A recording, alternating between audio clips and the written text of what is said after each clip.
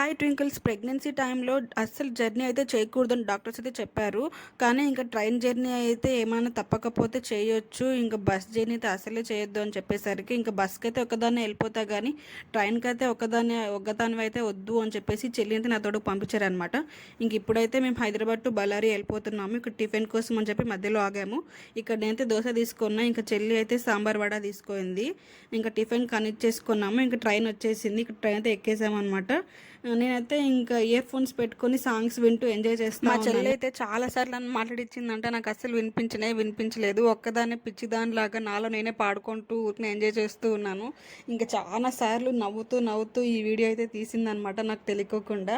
ఇక్కడైతే నేను లాస్ట్లో ఇంక చూసుకున్నాను. అప్పుడు ఇంక చెప్పింది, నేను అప్పటి నుంచి నేను చూస్తూనే ఉన్నాను, వీడియో తీస్తూనే ఉన్నాను, నువ్వైతే అసలు చూడట్లేదు అని చెప్తుంది. బాగా నవ్వుకున్నాం అనమాట ఆ రోజు.